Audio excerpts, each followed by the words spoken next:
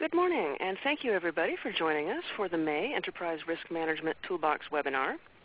A couple of housekeeping notes before we get started.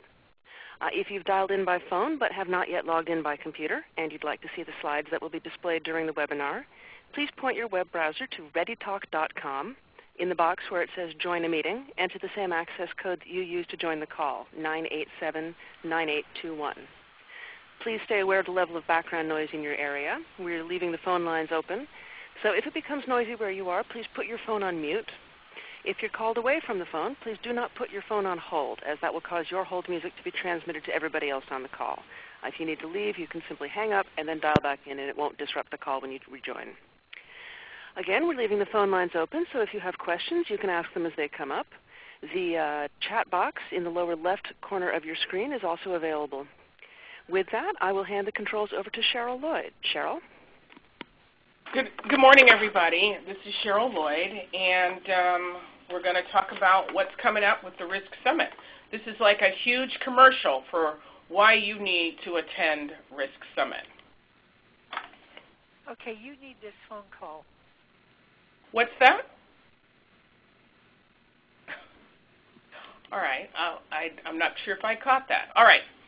So Risk Summit 2011, here's our agenda at a glance.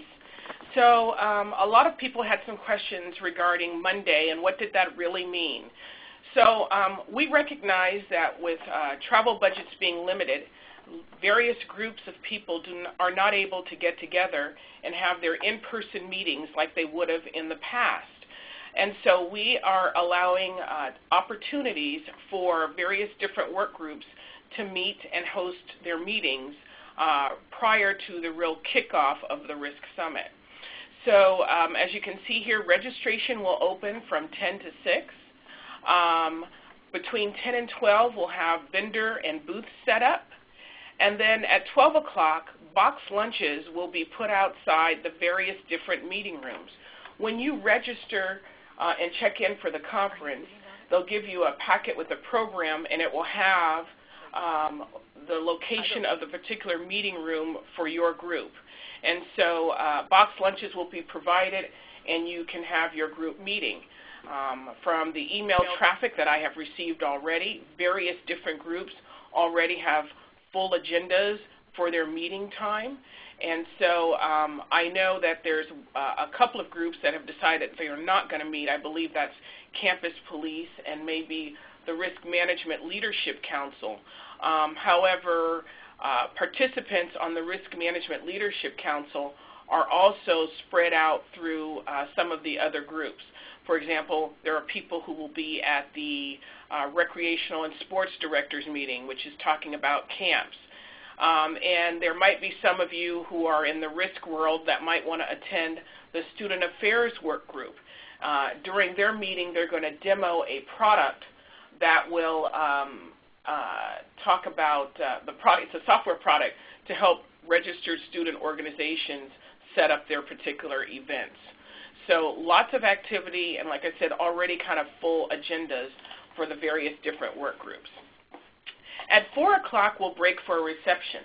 And initially, there were a lot of questions like, okay, what's a reception? And Cheryl, will I have enough to eat? Absolutely you will.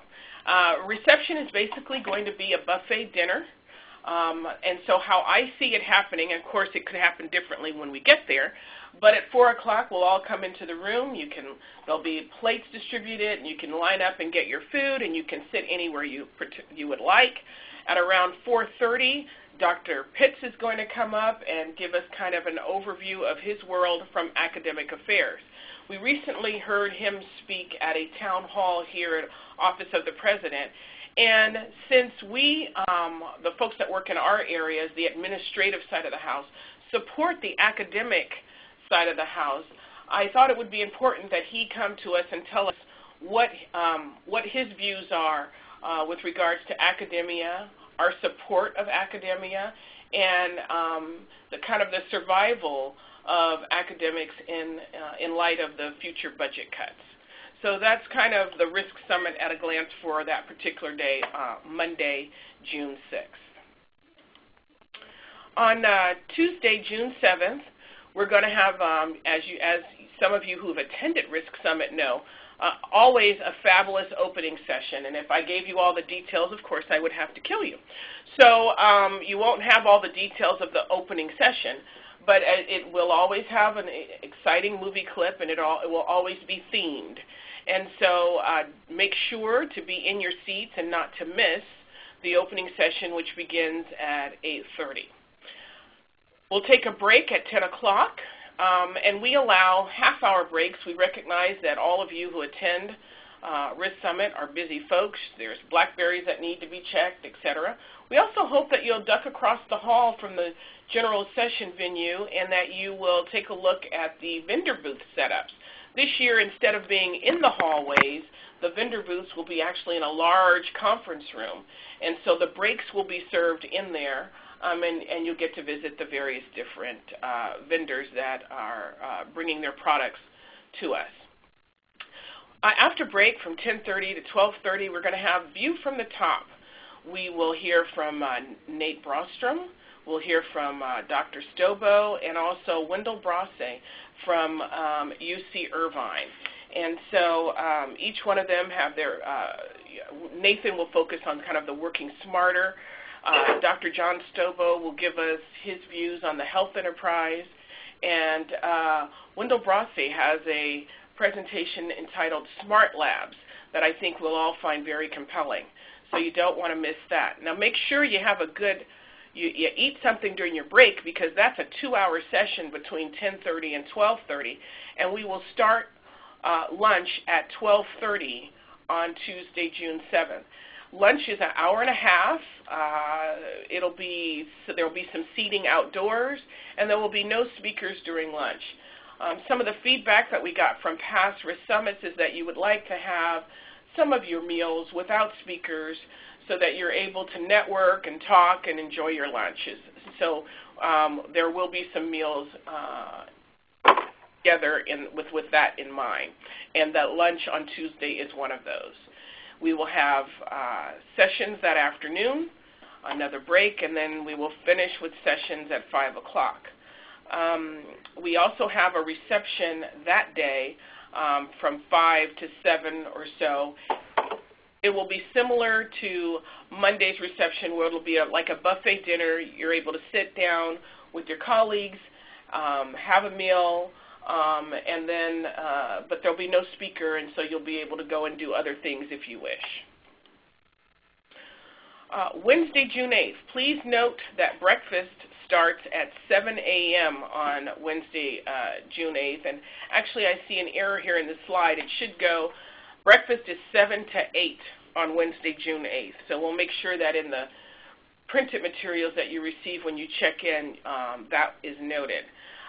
Because we start with a general session on Wednesday, June 8th, and we're going to hear from Carol Fox. Carol Fox is with RIMS, and she's the Director of Strategic and the Enterprise Risk Practice for RIMS.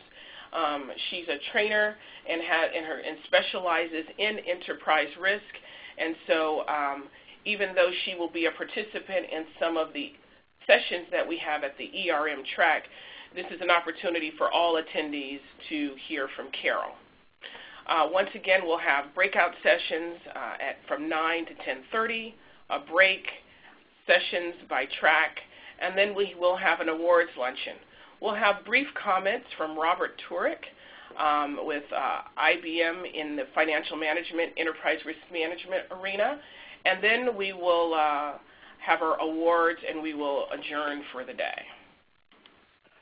So let's go over some of the tracks and some of the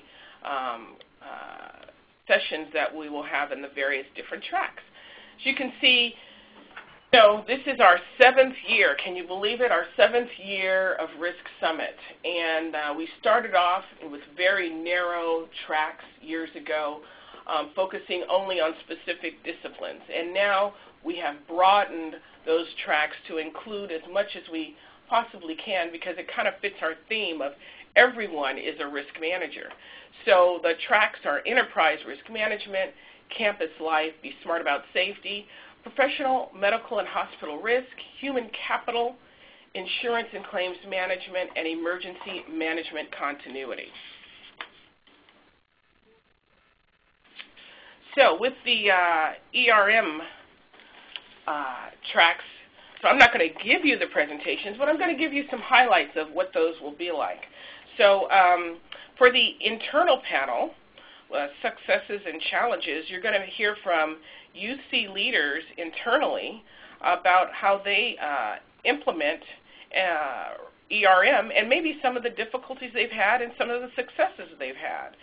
So I certainly, if you are in the process of implementing ERM on your campus, you're not going to want to miss this session. They'll talk about their successes, their roadblocks, and how they see the value of ERM. And also you'll be able to hear from Carol Fox from RIMS at this session as well. With the external panel presentation, too, you're going to hear from ERM leaders, both private and public, so outside of UC. This is a different view that we haven't presented before. So Grace is going to facilitate this session with panel members from Harvard, Safeway, Intuit, IBM, Singapore Health, and RIMS. So this is a tremendous opportunity to learn about other institutions and their ERM programs. We'll also have ERM advanced topics. So for those of you who've rolled up your sleeves and taken the big ERM dive, this is a session that will be jointly facilitated by John Gregg at our UC Davis campus and Carol Fox from RIMS, and we'll walk you through some more of the advanced topics of ERM. And then finally, the last session is leveraging ERM for decision making. And so this is, some of you may know that TM1 is a new module for Cognos. This is going to teach us how to analyze the various different data sets that we were able to access through the ERMIS system. So for example, with ERMIS, we have lots of different data that we're able to get our hands on. You have budget data, you have payroll data, you have human capital data, you have auto data and general liability accidents, professional liability data. You have all this at your fingertips. What's the best way to use this data, the best way to analyze it for the decision making that needs to be made on your campus? So that's what that session's all about, and it sounds like it's a full session that you should all enjoy. So for those of you who are really going to follow the ERM track, I don't think you'll want to miss any one of those particular sessions. Okay, campus life. So campus life is a track where we try to incorporate student issues as well as staff issues and kind of, surviving on campus. And so we're going to start off our breakout session with Waiver 21, which is, a behavioral threat management and intervention program. UC San Diego is going to share with us their experience of managing this or having this particular program on their campus. I think they're about 18 months into it now, and so we'll learn from what their experience has been. I know that we are rolling out Waiver 21 at other campuses, so this is a way for you to have a good look at how it's actually happened on a campus. Campus connections, where are we now? A lot of you are aware that we have campus connections, which is a lot of web-based insurance tools for our students, for our vendors, also for our foundation alumni and support groups. This particular session, which will be presented by Frank Cella and Mary Fumagalli from Marsh, will talk about where we have come from in our development over the last, I guess, about almost 3 years with Campus Connections. The data will be given out to you. You'll see, which campuses use Campus Connection, which campuses have room for opportunity in using the product. So that should be helpful for that particular session. Mindfulness and safety on our campuses. So I suppose some of you looked at this and said, oh my goodness, what is this? So this will be presented by some co-teachers at UC Irvine who already do a program called Mindfulness-Based Stress Reduction. Well, they have done some research on being mindful and how it can bring about safe behavior. They're going to share with us their research from this particular project and also take you through some experiential exercises. So that should be kind of interesting. And then we'll finish off this track with best practices in transportation for student life. Often in our student affairs work group, people want to know, what's the best way for transporting students? Should they be renting vehicles? Should they be traveling in vans, etc.? So UC Santa Barbara and UCLA have put together programs that help with defensive driver training for students, and they're going to share those products with us.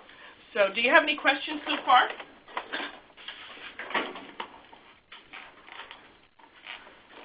All right, then I will continue to move on.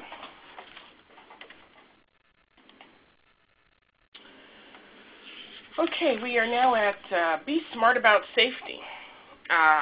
Boy, we sure have come a long way with Be Smart About Safety. For those of you who've been with us for a while, I think Grace came one year and we started branding Be Smart About Safety, and now it's the fabric of what we do.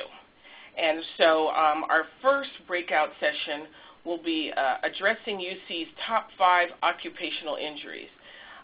This session will be presented by the Ergonomics Work Group, and it will be actually showcasing system-wide solutions for reducing injury. So for example, maybe they've indicated we see a lot of injuries from janitors and custodians. There's been some development in this area in tools that will help them do their job better. These are the types of things that will be demonstrated to you at that particular session. Risk and safety, having a seat at the table. This program will be delivered by Harvard University, and it will talk about risk and safety sitting at the table in the design phase of construction. And I think that's where we eventually want to be. So it will be interesting to hear how Harvard got there. So be certain not to miss that particular session if that's of major interest to you. Integrating safety into operations, a systems thinking approach. This is a program that will be put on by Chuck Gray from Bigmore and Janelle Cott from UC Riverside. And this is a lesson at going beyond the root cause analysis of a loss and looking at systemic issues and how we do our business. And, you know, is there another way at, say, reducing risk? So that should also be a very interesting session. And then Be Smart About Safety, innovative programs and their return on investment. This program will be put on by our very own E. Reich Young, and he's going to take a 5-year look at the return on investment in our BSAS programs. And he's going to tell you which programs over the 5-year period have been the most successful and have the best return on investment. So I'm sure you don't want to miss that particular session. All right, and for those of you out there who are in our hospitals or in our professional medical arena, you certainly, I guess, want to be right there for your track. So, Demystifying the Science of Professional Liability and the Actuarial Report. What's really behind the numbers? So, of course, Bickmore Risk Services, which serves as the actuary, is going to give an explanation of how the actuary determines the amount needed to fund the university's medical malpractice liability program and allocation of the expense to the schools of medicine and medical centers. So as you know, or you may or may not know, that the medical malpractice allocation is made up of 2 parts. School of Medicine and medical centers, and sometimes that's tricky for folks to work with. And so I'm sure that Mike Harrington from Bickmore will help you unravel the mystery behind that. Bill waivers and write-offs and the MMSEA clinical research legal update. So we're going to have a presentation from one of our newer lawyers at OGC, Rachel Nowesky, and she's going to give a discussion of the MMSEA on the practice of hospital bill waivers and bill write-offs. And she'll also do an update on clinical research developments. The next track will be the future of healthcare risk management, integration with ERM. And this will be presented by a woman named Michelle Hopes at Sedgwick CMS. And she's going to talk about how enterprise risk management is changing healthcare risk management. And then we will end that session with the disclosure of unanticipated outcomes. And so we'll hear from Dr. Jim Pitchard. He's the co-director of the Vanderbilt Center for Patient and Professional Advocacy. And he's going to talk about Vanderbilt's approach to disclosure of unanticipated patient events. So that sounds interesting. Not sure if I want to go to that session because I really don't want to know about unanticipated patient events. But there are those of you out there who certainly are going to want to know how Vanderbilt discloses that information. All right, human capital. This will start off with a presentation called The Link, Workers' Compensation, EPL, and Failure to Accommodate. So those of you in the Risk Management Leadership Council world, you might know that we had a consultant from Alliant, a former risk manager, kind of take a deep dive and take a look at the link between workers' compensation cases and employment liability cases, and really kind of the failure to appropriately accommodate an employee coming back to work. And so this presentation, Katie Pickard from Alliant is going to talk to us about her findings, and Kevin Confetti in this office and I will join her in talking about the link in this particular area, and how really, if you kind of don't get it right on the workers' comp side, it really will end up in the employment liability side and sometimes cost us a lot more. We are also going to have a program from our wellness group showcasing an integrated worksite wellness and risk reduction strategy. Try to say that over and over again. So we're going to have a presentation from Dr. Warner Hudson at UCLA, as well as some of the folks from the wellness side of the house, like Trish Ratto from UC Berkeley. And they're going to talk about the benefits of wellness and injury reduction for UC, and they're going to showcase where it has worked on particular campuses. So I think that'll be very interesting. We're also going to have the interactive process and reasonable accommodation. Legally, what can we do? So we're going to have a presenter from the Office of General Counsel, Leslie Van Houten. We're going to have one of our outside lawyers, Alan Zuckerman, who's been defending EPL cases for us for over 25 years. And we're also going to have our very own Adrian Malka from the Office of Insurance and Risk at UCLA. And they're putting together a program really that's kind of a hands-on, how do you handle this whole interactive process and reasonable accommodation? So Leslie will give us kind of university policy, and Alan will talk about how the courts see it and what we can do, and Adrian will talk to you about what's it like in practice and what can you actually do on your particular campus. Adrian has also asked Alan to attend the Disability Managers Workshop on Monday for some practical guidance. So for those of you who are really interested in that topic, I believe he's going to be at their workshop on Monday, and you might want to stick your head in and listen to some of that. That might be interesting. We're also going to have a session called the California Workers' Compensation Institute, the State of Workers' Compensation in California. I believe we've had these speakers before. They're Michael Nolan and Alex Swetlow from the CWCI, and really they're going to talk about what's the workers' comp system like since the reform. All right, so next we're going to move on to insurance and claims management. A hot topic that we haven't covered in a while and I don't think we can ever cover this enough, is contractual risk transfer. When does it work? And so this presentation will be put on by Alliant Insurance Services, and it will also include the basics of transferring risk and indemnification, but also we're going to actually use real examples and show you from our own cases where we have been successful in recovering once we have contractually transferred the risk. So for those of you that work in contracts and field these questions all the time, I don't think you'll want to miss this particular session. Communicating risk, an analysis of the UCLA driver distraction campaign. This is going to be UCLA sharing with us kind of a model program they've put together where it's more of a communication campaign to get people to be aware of driving and to do whatever they can to not be distracted during that process. So they're going to share with us their successes with this program, and I think that'll be very interesting, maybe something that other campuses might want to pick up. Best practices, insurance requirements for international programs and research projects.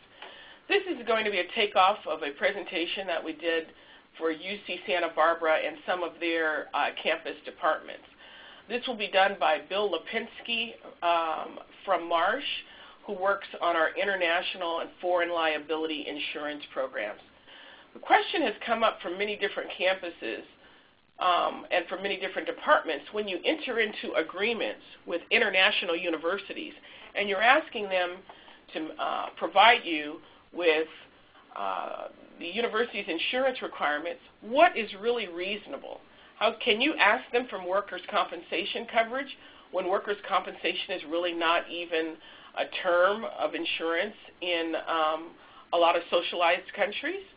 So Bill is going to walk us through what's reasonable to ask for and how we can best facilitate business when working with international universities. I think you'll find this of great interest and maybe take some of the angst out of that process. And then we will finish up with UC Action is here. Now what? So a lot of you know that part of the UC Action process is doing your retrospective reviews on cases that are over $50,000 or greater and using the UC Action tool to get that process done. This is going to be a review of that process and how it works. So I suggest that if you have not familiarized with yourself with the project, you're not using it, this would be a session that you certainly would want to attend. And we also have a session for emergency management and continuity planning. Some of you who are astute, you'll recognize that we at first didn't have this track. This track was added recently. And I think we have some really good sessions for this track. So the first session is what happens when the chain is broken, supply chain risk management. This will be presented by our broker, Marsh, and this is going to really address how can you, kind of the business continuity of continuing your business when outside events actually affect the supply chain for materials that you need on your campus. Say if you're in the fleet, you're a fleet manager and you maintain the fleet and you can't get parts because there's been this tsunami and earthquake in Japan, what do you do to keep the business running? So this will give us kind of a guide for the principle of supply chain risk management. Lessons learned from establishing an incident command center. This program will be put on by UCLA, and they will walk us right through some of the lessons they learned when they established their command center on that particular campus. Emergency Management and Continuity Roundtable. This will be put on by Jeff Trapp. I believe he's the fire chief up at UC Santa Cruz, and Paul Diamond from Berkeley. And this really is a review of the emergency management and continuity programs that you have on your particular campuses. And then we'll finish that track off with UC Ready EZ, a new generation planning tool. So this is the new business continuity tool that we're using, and this session will highlight that particular tool. Don't forget, we're going to get up early on Wednesday morning, and we're going to hear from Carol Fox from RIMS, and she'll speak to all of us and take us through what she calls her ERM Crosswalk. So you won't want to miss that particular session. And don't forget, we also have our awards luncheon. So we're going to hear from Robert Turek from IBM. We'll have brief remarks from him. And then I like to say, let the accolades begin. Who's going to get the best practices in the various different arenas? Who's going to get the Power of 10 award? Who's going to get the EH&S Directors Award? As you know, this has turned into our very own safety Oscars. And so a lot of thought and hard work and preparation goes into this, and you certainly won't want to miss that opportunity. So that kind of is an overview of the Risk Summit in detail without me actually giving all of the presentations, which I certainly could not do.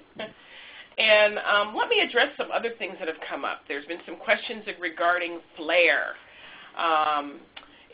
Hopefully you all clicked on the link and you saw Jennifer Aniston, and she had some FLAIR around her neck. And so you will be provided with lanyards where you too can decorate your FLAIR. Now, I've received calls from others, and they've said, well, Cheryl, how about vests and suspenders? Can we do that? Absolutely. If that's how you express your flair and what you do, then you have at it.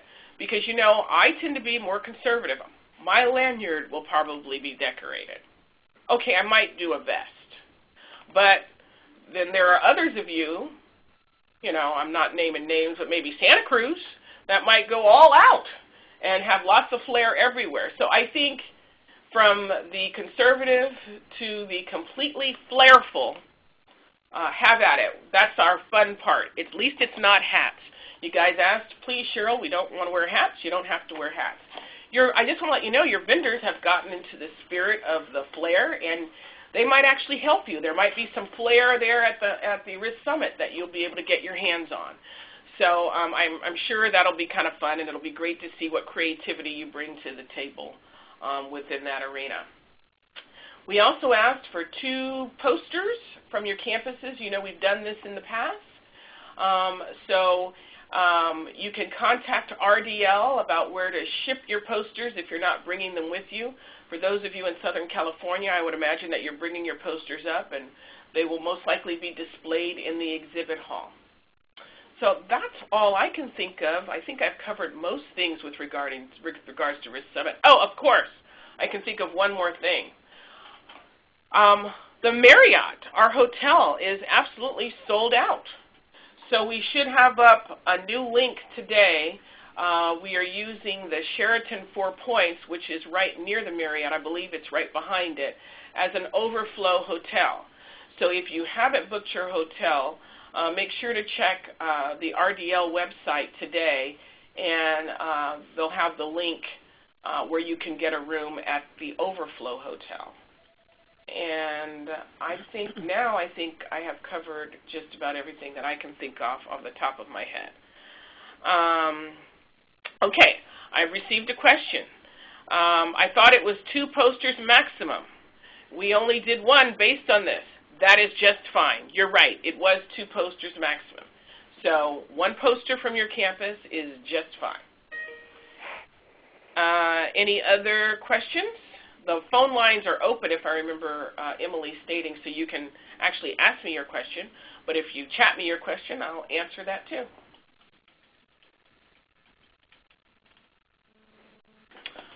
All right. Let's see. Here's another question. Is Exegis going to be there as a vendor?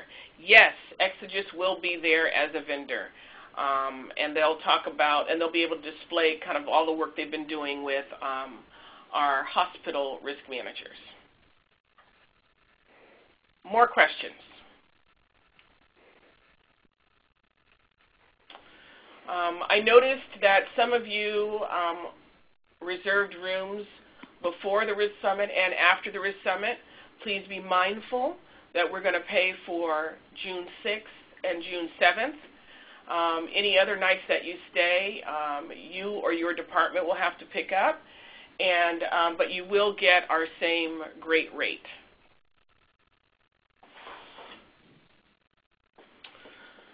Well, if there's no further questions, it has been a pleasure giving you my long commercial on Risk Summit. I look forward to seeing you all there. And remember, ERM, everyone is a risk manager. Thanks. Bye.